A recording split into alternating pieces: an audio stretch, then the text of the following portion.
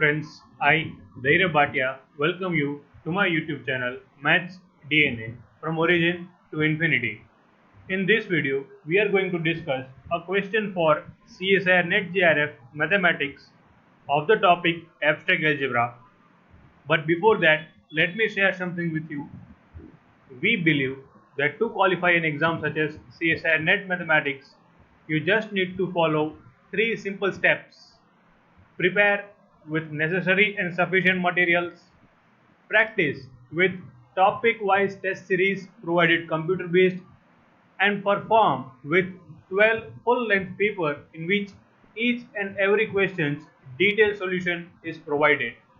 You get everything delivered at your doorstep for just 3,999. For more details, you can contact us on our WhatsApp number provided above. Moving on to the question. The question is, how many zeros are there at the end of 61 factorial? The options are A 11, B 12, C 13 and D 14. Let us solve this question. This was a simple formula based question. Now let us see what is the formula to solve this question. Firstly, as per the given data, we know that 61 factorial is equals to 61 into 60 into 59 up to 3 into 2 into 1. Also, we have to find the number of zeros at the end of 61 factorial. In any integer, we get zeros whenever it is a multiple of 10, like 10, 20, 30, or whenever you multiply 10 with any integer, you start getting zeros. And 10 is obtained by 2 into 5. These two prime numbers 2 and 5 are helpful in getting zeros. So actually we have to find the total number of 2's and 5's in 61 factorial. You can calculate it manually, but this is a small number 61. If any big number is given, then how will we solve it? Then we have a formula for it from a very well-known book of David Burton of number theory. For any prime p, the power of p, that is the number of times p appears in the integer n factorial. See, not the integer n, but the integer n factorial. When 61 factorial is solved, we get a huge integer number, and in that number, for the prime p appears how many times? That is summation k running from 1 to infinity, greatest integer function n upon p raised to k, where brackets denotes the greatest integer function. You must go through the definition of greatest integer function once, but I assume that you know what does it means. This can also be used for any prime number. Here we are using it for 2 and 5, but in the examination, the question can be asked for any other prime number. You can say 3, 7, 11, whatever. Now, let us solve this.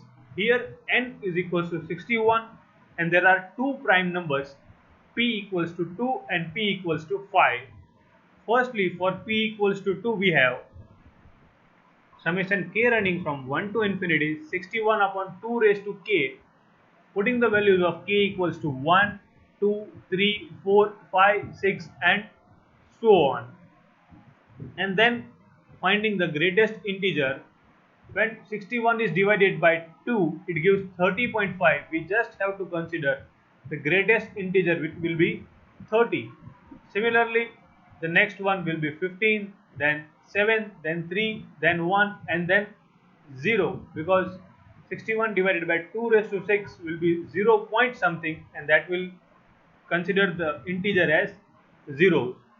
So the power of 2, or the number of times 2 appears in 61 factorial, is 56. Now for 5, we follow the same process, summation k running from 1 to infinity 61 upon 5 raised to k, which is equals to 61 by 5 raised to 1 plus 61 by 5 raised to 2 and plus 61 by 5 raised to 3. Solving this gives us 12 plus 2 plus 0, which is equals to 14. Now we found that how many times 2 appears in 61 factorial and how many times 5 appears in 61 factorial. Both combined gives us 10. So the total number of zeros at the end is power of 10 in 61 factorial, and which is minimum of power of 2 and power of 5, which is minimum of 56 and 14, and which is equals to 14.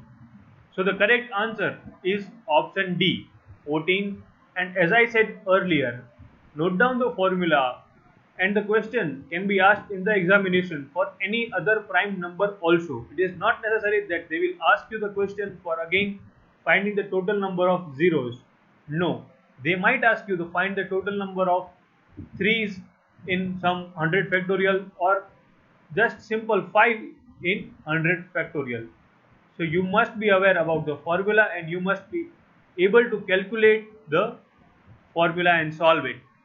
Thank you. And you can be a member of Telegram and watch